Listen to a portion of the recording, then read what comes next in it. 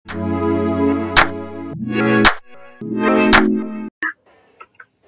hari ini sidangnya dilanjutkan kembali dengan melalui ikot ya, atau e-litigasi.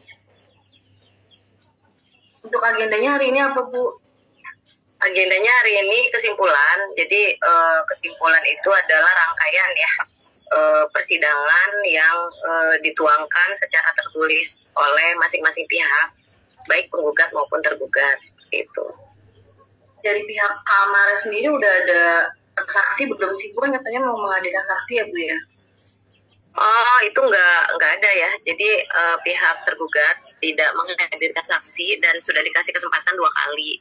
Jadi untuk kesaksiannya dilewatkan. Makanya sidangnya hari ini sudah tidak lagi membahas terkait saksi, tetapi langsung kepada kesimpulan. Jadi rangkaian seluruh persidangan dibuat catatannya secara tertulis.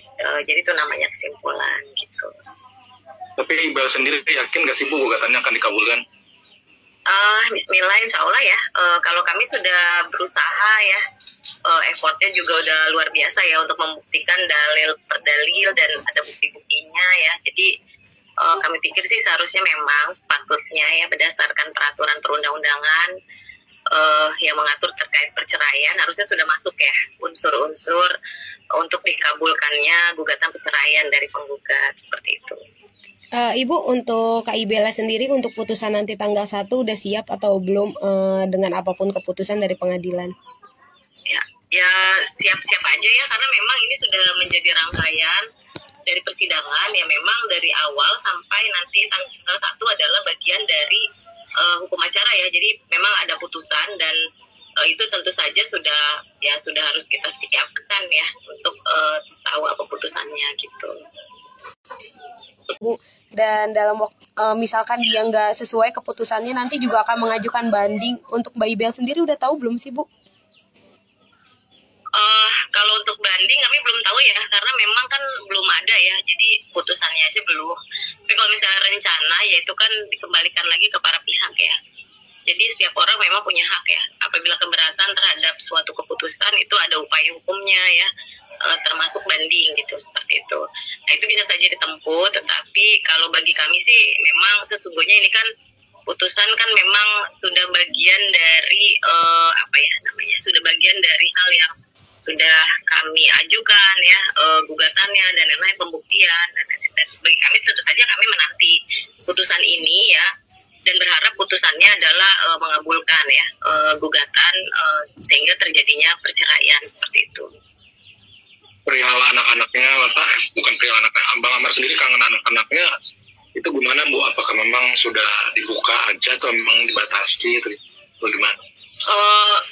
Untuk anak-anak untuk bertemu sih sebenarnya bisa-bisa saja yang memungkinkan, tetapi kan melihat kondisinya ya, melihat kondisi memang kan di tahanan ya, kayaknya kan itu tempat yang ini akan mempengaruhi ya tentu saja kondisi psikologis ya anak-anak. Jadi mungkin harus ada yang dipikirkan lagi lah ya kalau untuk membawa anak-anak ke tahanan.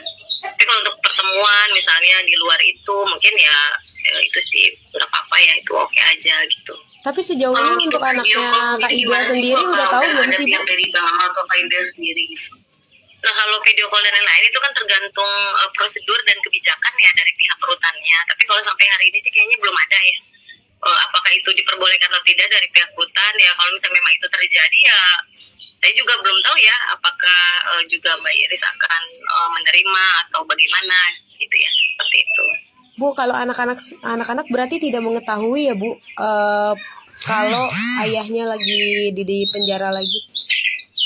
Kalau anak-anak kayaknya nggak ngerti ya, masih kecil ya, belum paham ya, jadi belum tahu situasi yang terjadi ya kalau anak-anak ya. Saya ingat saya seperti itu, karena juga memang pada umumnya ya anak umur 3 tahun itu kan, umur 3 tahun dan tahun itu belum paham ya kondisi yang terjadi ya. Itu kan biasanya kalau udah dewasa sih pasti tahu. Kalau anak-anak kayak gitu kayaknya nggak mungkin tahu ya.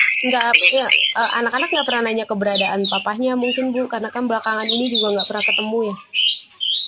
Oh ya, saya nggak tahu ya kalau sampai sejauh itu ya, maksudnya apakah nanya atau tidak, karena yang tahu kan itu Mbak Iris ya gitu. Tapi hubungan Mas Ibel sama keluarganya itu nggak akan putus atau emang gimana, Bu?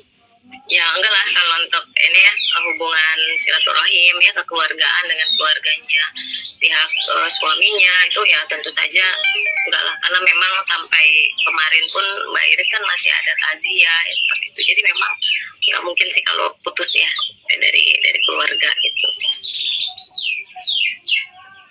Tapi Bang Amar sendiri udah pasrah Bu, kan menghadapi perceraian ini, tanggapannya seperti apa sih Bu?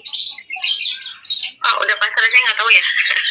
Ya kalau misalnya memang kalau kemarin kan didukung sama Aditya itu udah pasrah katanya kalau untuk menghadapi putusan cerai dari Ibel sendiri gitu. Ya kalau pasrah berarti kan memang kalau pasrah berarti kan apapun keputusannya berarti memang tidak ada, kalau memang nanti gugatannya dikabulkan berarti kan tidak akan ada upaya hukum ya, jadi menerima, karena kan memang hubungan itu kan harus baik-baik saja ya, walaupun sudah nanti misalnya ke depannya misalnya dikabulkan jadi mantan suami dan istri, karena memang ada anak-anak ya yang harus tetap diasuh bersama. Jadi saya sih memang lebih baik ya nggak usah mengajukan upaya hukum ya, karena kan ada hal yang mesti dilakukan atau dipikirkan ya ke depannya, yaitu anak-anak gitu, seperti itu. Tapi untuk banding sendiri berarti sampai sejauh ini Kak Ibela belum tahu ya Bu? Belum, karena memang kan secara resmi memang banding belum ada ya, karena masih menunggu putusan. Jadi kalau ada putusan kan baru tuh pihak-pihak tertentu bisa melakukan upaya hukum ya, banding. Tapi kalau harapan sekarang sih belum ada yang udah terjadi banding ya. Tapi harapan Ibu mungkin ini ya, berharap tidak ada upaya hukum lanjutan ya setelah ada putusan besok tanggal 1. Iya, karena memang ini aja ya, karena untuk menjaga kan sebenarnya hubungannya kan baik-baik saja ya, hubungan komunikasi, bagaimana mengasuh anak dengan baik itu kan baik gitu, komunikasinya selama ini. Jadi kalau banding kan itu kan perlawanan ya, maksudnya melakukan terus-menerus melawan putusan itu kan, melawan putusan untuk tidak bercerai. Tapi kan sementara salah satunya sudah menginginkan perceraian. Jadi memang alangkah bijaknya, alangkah baiknya memang sebaiknya ya tidak perlu banding gitu. Jadi ya sudah terima saja gitu. Saya mudah-mudahan putusannya nanti adalah putusan perceraian, ya itu adalah yang terbaik yang harus diterima ya oleh masing-masing pihak gitu, seperti itu. Oke, udah. Kan Kak Ibel kan tidak membatasi ya Bu ya bertemu dengan anak, tapi untuk nafkah anak sendiri apakah Kak Ibel mentargetkan ke Amar atau gimana? Bukan sekarang kondisi Amar juga di dalam penjara ya Bu ya? Ya kalau nafkah anak sesuai dengan tuntutan saja ya, kalau misalnya nanti dikabulkan itu kan adalah bagian dari yang harus dipenuhi ya. Ya kalaupun nanti memang teknisnya bagaimana ya itu nantilah gitu ya. Tapi yang pasti itu adalah bagian dari yang dituntut ya di dalam gugatan perceraian ini. Dan kalaupun nanti dikabulkan ya itu memang menjadi jatuhnya jadi kewajiban hukum yang harus dipenuhi oleh pihak-pihak ya yang diperintahkan atas itu gitu.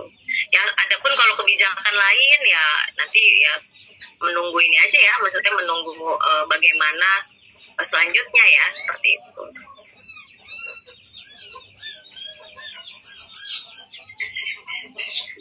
Ada lagi dong? Ibu selain nafkah untuk anak apa Kak Ibel juga mengajukan nafkah? Karena kan biasanya ada nafkah ida dan lain-lain ya. Nah karena ini adalah gugatan perceraian ya, cerai gugat, maka tidak ada mut'ah dan idah ya, kecuali yang mengajukan adalah pihak suami ya dengan permohonan talak. Itu ada akibat hukumnya, yaitu pembayaran mut'ah dan idah untuk istrinya selama 3 bulan idah, nafkah idah. Tapi karena ini yang mengajukan adalah pihak istri, maka namanya cerai gugat. Kalau cerai gugat itu akibat hukumnya tidak ada diatur mengenai pembayaran mut'ah dan juga idah. Jadi kami tidak menuntut itu. Tapi kalau nafkah anak itu memang ya boleh saja, itu lazim ya di dalam gugatan perceraian, seperti itu. Ibu dalam kondisi kayak gini kan misalkan besok dikabulkan gugatannya Mbak Ibel untuk berapa besaran nafkah anak. Tapi dalam kondisi seperti ini apa nantinya Mbak Ibel memaklumi dalam waktu dibatasi misalkan selama Abang Amarnya di penjara gitu?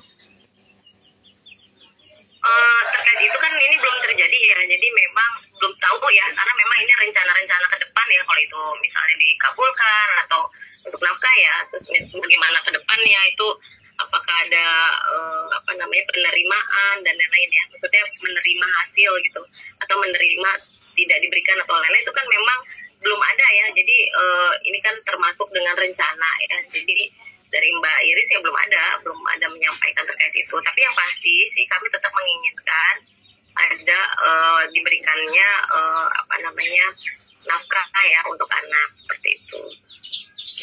Oke, udah aman. Terima kasih sudah menonton video ini. Jangan lupa subscribe dan aktifkan lonceng notifikasi supaya kamu nggak ketinggalan video terbaru dari Grid.